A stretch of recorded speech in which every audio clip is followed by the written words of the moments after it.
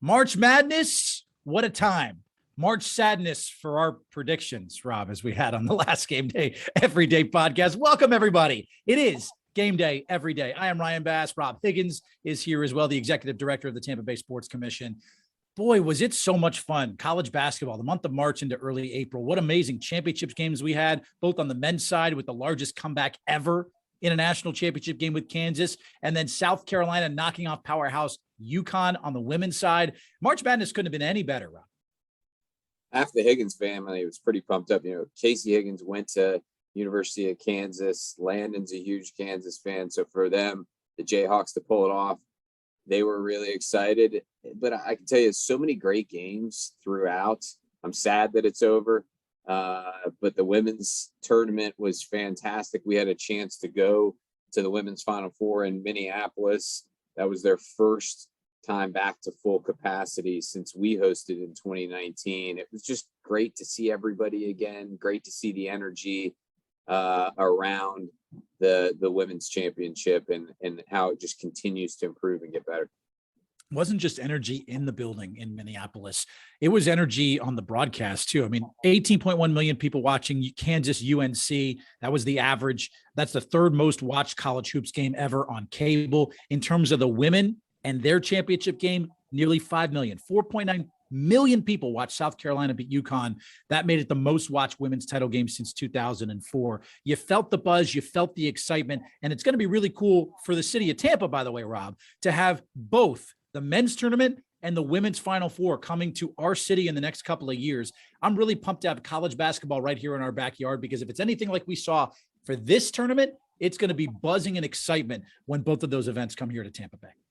Yeah, the women's Final Four specifically continues to reinvent themselves. The NCAA Division I Women's Basketball Committee was chaired by Nina King, who we're going to get a chance to visit with here in this episode, has put such an emphasis on improving the student athlete experience, improving the marketing around the event, and making sure that it truly is the mecca of women's basketball around the world. And just getting a chance to go to Minneapolis and see some of the enhancements to the event has us so excited to be able to host in 2025, whether it's the increased signage package to some of the things that they're doing from a branding standpoint.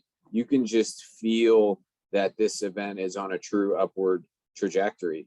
But I will tell you, even with all those changes, it's also great to see a lot of the things that started right here in our community, like Beyond the Baseline and some of the other initiatives that are continued to carry forward. The Super Saturday Night Concert just gets bigger and better as well.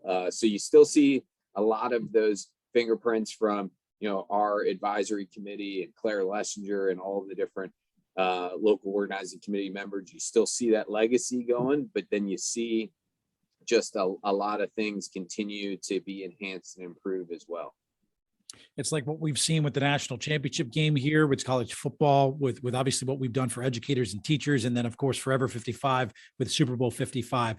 You leave a lasting legacy when you get those events here in our town, in our city. And it's been cool to see that carry forward with some of the events that have happened in other cities as well. You mentioned Nina King, the vice president of athletics and AD over there at Duke University. It's so cool to see her rise through the ranks, being a Tampa native, Rob. We're so proud of her and truly grateful that she was able to spend a little bit of time with us here on the Game Day Everyday podcast. We're joined by the vice president of athletics for Duke University, and as well as she just wrapped up or is wrapping up her role as the chair of the D1 Women's Basketball Committee. But more important than all those titles, she's the pride of Gaither High. I tell Kevin Cash that he is the vice pride of Gaither High. The real pride of Gaither High and a Team Tampa Bay member, Nina King. Thanks for joining the show. Thanks for having me. How did Kevin take that when you told him he was the vice pride? His ego is a little bruised, but he knows the Duke AD. I mean, that's big time. The Rays manager is one thing, but the Duke AD is another. Love it. Great to be with you guys. So I know you got to be catching up after what was an incredible March Madness for women's basketball. I don't think people understand as an athletic director, you have so much on your plate to begin with, and then you throw on this role of being the chair of the D1 women's basketball committee, not for just 1 year, but for 2 years. How's it like with the dust settling right now, catching back up, probably finally unpacking a suitcase or two and visiting with your staff? What's going through your world right now? Yeah, well, we also had just a few things going on at Duke this year too. So adding on first year AD, Coach K retirement, and then chairing the women's basketball committee, just so much fun. It's great, and it was my 4th year on the committee, so we're kind of in a routine and a rhythm. But adding my new roles and responsibilities here at Duke was certainly a challenge, but had a lot of fun while doing it. So, and then the added benefit of Duke men's basketball being in the Final Four. So I had the pleasure of flying every day last week back and forth between Minneapolis and New Orleans, hence the bags under my eyes. We'll catch up on sleep someday, right? It's been good. Look, if we know anything from being born and bred here in the city of Tampa, at least my adopted city, we know how to get stuff done on a tight deadline. And you certainly know how to do that, Nina, which is awesome. I do have to ask, because one of the things that I see in you that is prideful, and obviously being from Tampa is incredible, but to be one of the few female ADs of Power 5 schools, I mean, to have that in your, on your resume, to be able to boost that. I mean, obviously we need more female leaders in the sport and in college athletics, but how prideful are you for that, to be able to consider yourself one of the vanguards here? Yeah, I mean, so grateful for the opportunity, and it is rare, but really fortunate to be in this position now where I can contribute to creating opportunities for women and people of color. We have 7 women in Power 5, with one that just announced her retirement.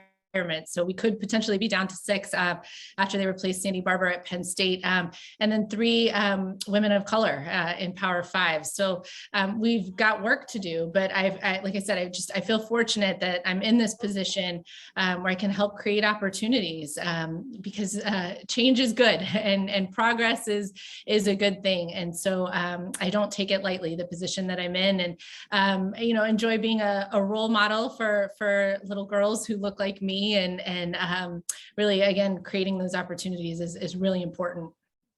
You mentioned change and progress being good. This was certainly a year for change and progress when it comes to the NCAA women's basketball tournament, as well as the women's Final Four. I know as a committee, you put so much emphasis into making sure that progress took place. And so how now, as you look back and you're a couple days removed, what are some of those points of pride for you in terms of what just took place in Minneapolis, as well as throughout the entire tournament? Yeah, I mean, thank God. Thank God we had the opportunity to create change this year. It's been a long time coming. I think those of us that have been around the women's game for a while realized that change needed to happen. And it was a painful moment where we realized it very publicly last year during the tournament in San Antonio. But it led to the opportunity to create a better experience for our student athletes that have worked so hard to get to the tournament. You saw things like expanded bracket. We have 68 teams now in the women's final, or in the women's championships, at same as the men. We've got the same number of Division I men's and women's teams, so why not the same number of opportunities? We were able to utilize the term March Madness. March Madness is a gender neutral term, and what better way to describe what goes on in both men's and women's basketball during the month, and so that was really exciting. And enhanced student athlete experience, I think, was really visible. We heard a lot of great feedback from student athletes and coaches. Little things like the swag bags were the exact same. They were packaged the same way. Value was the same. We had student athlete lounges at the Final Four. Just again, making sure that it was an equitable experience and where possible, an equal experience. Now there are some differences. Men's and women's tournament. The women's tournament first and second round sites are hosted on campus sites, not predetermined sites like the men. So there are some differences, but that work for women's basketball. So it was just overall really good. But I think it's important important to note that the work is not done. We still have opportunities to continue to create a world-class experience for these student athletes once they reach the ultimate experience in the championship at the end of their season. We talked about the viewership numbers before you came on.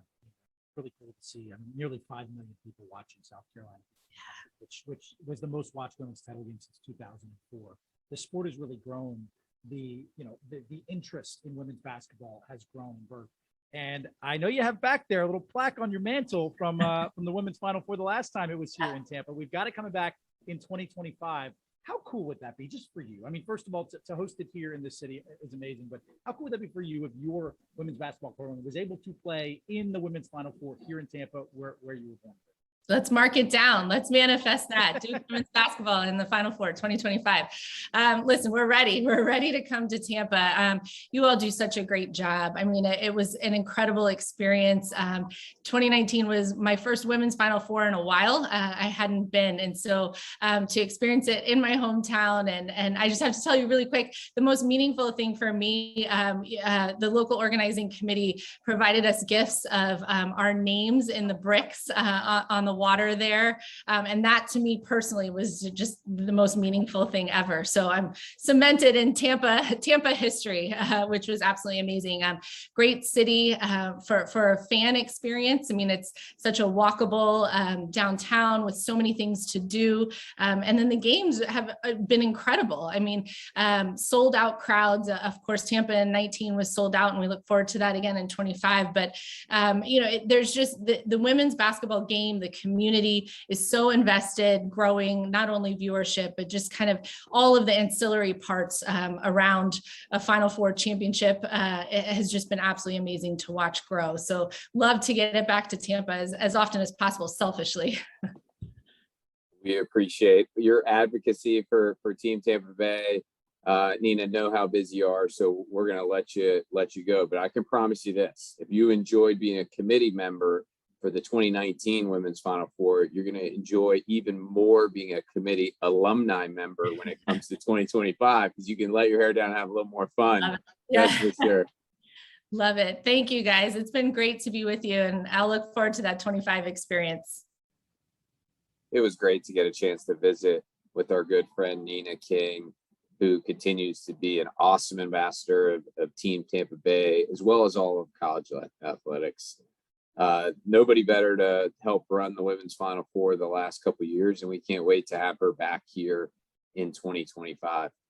I love that she still had the plaque from 2019, the last time we hosted the women's Final Four here in Tampa. Like, it just goes to show you the pride she has, not only for our city, Rob, but for that sport. She obviously oversees so much at Duke, and what a ride it's been, especially with Coach Krzyzewski retiring in that retirement tour, and obviously getting so close to the national championship game as his final game as nearly 5 decades at Duke University. But she's done so much. She's been, so back and forth and busy, but still to honor the city of Tampa and to have that right there to reflect on and look was a really cool moment to learn about that.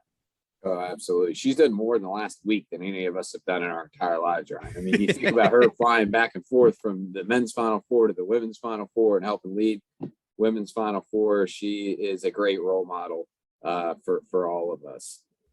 Now, we've got another great event. We talked about women's Final Four. We got another great event coming up this weekend, and that's our Tampa Bay Kids Triathlon. 8 years ago, we started to look at potential events to be able to host in our community, what events we could start up. And we looked at Adventure Island and we said, well, how cool would it be if we could create a triathlon where little kids could swim through the lazy river, they could ride their bikes around Busch Gardens, and then they could run around Adventure Island, and just what a great backdrop it would be. So we started this idea out of scratch, and it's grown each and every year ever since. We had to take a couple years off because of the pandemic, but it's finally here this coming weekend, and it's going to be pretty special. Yeah, it's going to be really special, and it's so cool to be able to witness that event, to see the smiles that it puts on, those kids' faces, and being the 8th annual and coming up this Saturday on April 9th. It's going to be fun, swimming, biking, running your way through Adventure Island and Busch Gardens. Gavin Lambert, who we had an opportunity to name the finish line after, just dive into his story a little bit, Rob, because it's so inspirational and it's so incredible. And this event, it's not just about the triathlon. It's about the long lasting influence that it has, not only on our community, but special kids like Gavin? Well, Gavin is affectionately known to all of us as the finisher, and he inspires each of us every day to finish. And I'm going to talk a little bit about his story with the park president of Busch Gardens, Neal Thurman, in just a minute. But I can tell you, so much of this event is being able to help generate funds to be able to battle Friedreich's ataxia and enhance research there. And so that's become a huge part of the fabric of the event.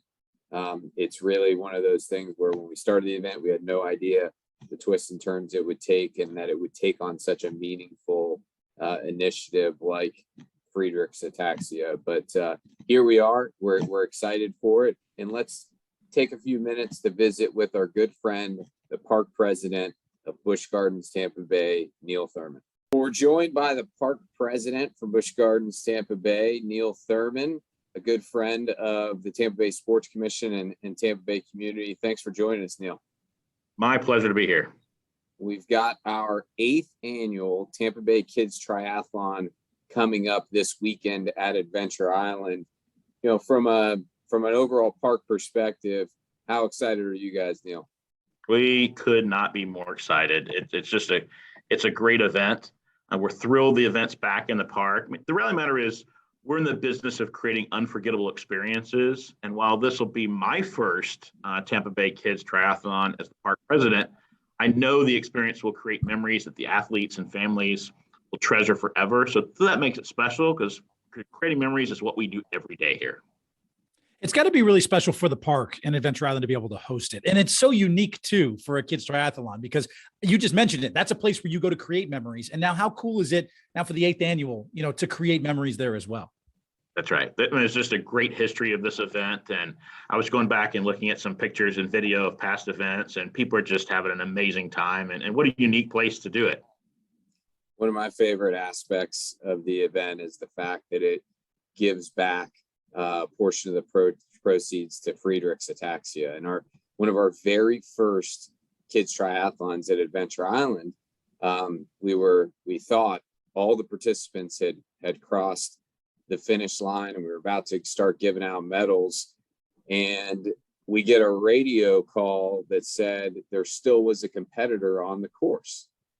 And so we go and look as the run is wrapping up, and there is a kid named Gavin Lambert that is giving every ounce of energy that he had to finish up the run portion and cross the finish line. And he was such an inspiration to all of us. And it's a young man that continues to battle valiantly and is going to beat Friedreich's ataxia. But since then, the relationship with Gavin has continued to progress. There's great videos on our YouTube of Gavin. And recently, just a couple years ago, we named the finish line after Gavin Lambert. It's the Gavin Lambert finish line. And again, it's a great contributor to the fight against Friedreich's ataxia. From a park perspective, how important is it for you guys to give back and be a part of such a great cause? I was recently reading about and watching some of those videos you're talking about Gavin. I just couldn't help but be inspired by watching him and reading his story. What an incredible young man. The impact Gavin has had on others is just extraordinary. Watching his friends rally around him reminds me of the incredible power of the human spirit.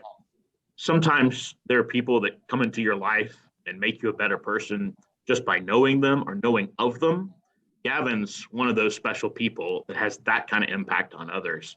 So nothing pleases me more than being a part of the research and being a part of Gavin's story out here at Adventure Island. So just could not be more honored to be a part of that.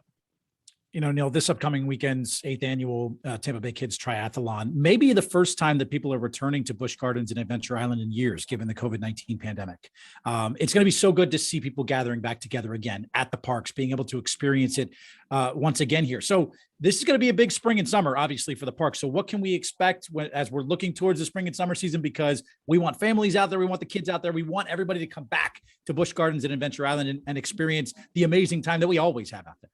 Yeah, it's a great question. Just because this event is coming back is just another thing that shows we're back, we're reopened. There's so much to offer at both Busch Gardens and Adventure Island.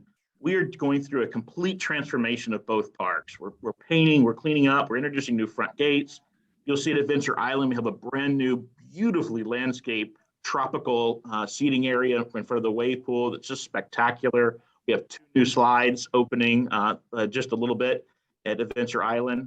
Across the street at Busch Gardens, we're now home to 10 roller coasters, including Florida's tallest, Iron Gwazi, which recently opened. It's an amazing time to come visit the parks. And this summer, we're introducing a whole new series of entertainment throughout the park as we continue to reopen and bring live entertainment back to the park. So it is a spectacular time to be a pass holder, be a fun card holder, come out and visit the park. We're introducing new benefits to pass holders and fun card holders. So it just is a great time to come visit the park and escape what's happening in the real world and come have fun with us. Neal, I really need your help here because I really want to see Rob's face on that 91-degree drop on the Iron Gwazi. So let's pressure him into him and I getting to ride the Iron Gwazi together because we need some video evidence of that. You know what? That first picture of that first ride going down that drop is pretty spectacular. I made them throw away the photo of me going down because it was just crazy. But it is totally a shot that you definitely want. It's experienced like nothing I've ever done before. And I've ridden a lot of roller coasters. Iron Gwazi is spectacular. Come on, Rob. Let's do it. Let's do it, Rob. I've got a better idea. Okay, guys, this is the 8th annual Tampa Bay Kids Triathlon. I think for the 10th anniversary that the 3 of us compete and we swim through the lazy river, we hop on some bikes, and then we run. And whoever crosses the Gavin Lambert finish line gets the bragging rights of it all. What do you guys think? It gives us 2 years to prepare. I mean, this isn't like, I'm not saying let's do it this weekend, but what if we do it in 2 years? What do you think, guys? We'll have to see. I don't know if I can compete with the athletes that are coming out this weekend. You know what? I think you're right, Rob. I need a 2-year head start to train for this. So I'm completely on board with that. Well, Neal, in all seriousness, I just want to thank you for your support of the Kids Triathlon. You and your staff have been fantastic throughout. We can't wait to make some memories with all the participants this weekend, and it wouldn't happen without your incredible and unwavering support. So thank you so much. It's absolutely our pleasure. We're glad to partner with this event and the community. Awesome to have Neal on, Rob. And I'm telling you, I mean, you might have challenged us with 2 years worth of preparation to be a part of this Tampa Bay Kids Triathlon, but I am holding you to it. You are going to ride the Iron Gwazi with me, and I will get video of you and your surprise face as we drop 91 degrees. That's not happening, but I will be ready for in 2 years when we compete against each other. We had a lot of fun in Super Bowl doing the 40-yard dash, and it took me a couple weeks to recover from that. So I can't imagine the months that I'll need of healing to take place if you and I do this Kids Triathlon in a couple of years.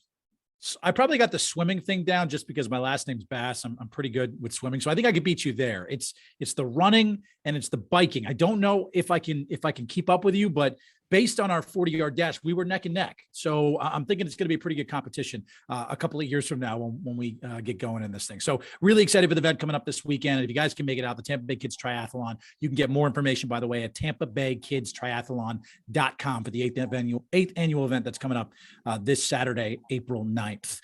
You're going to be traveling this weekend, my friend. You'll be up in Boston, shipping up to Boston for the Frozen Four, the men's Frozen Four, as you get an opportunity to kind of take it all in and gear up for us having the men's Frozen Four in 2023 before we're on the clock. So take us through what you're going to be doing when you go up there in Boston and the experience you're going to be taking in when you head up there. Yeah, we were in Minneapolis this past weekend for women's Final Four, headed to Boston for men's Frozen Four. it's just going to be an awesome opportunity to be able to see what they're doing to make sure they have an incredible fan experience as well as student athlete experience. So we're going to be looking at it from a variety of different lenses. We'll dive into it next episode in terms of everything that we're specifically keeping an eye out for. And we're going to get a chance to visit with Chad Tolliver, who runs the NCAA Men's Frozen Four. This is actually his first one that he's in that seat for. And he's been with the event for quite some time, but he's going to have a really unique perspective as well.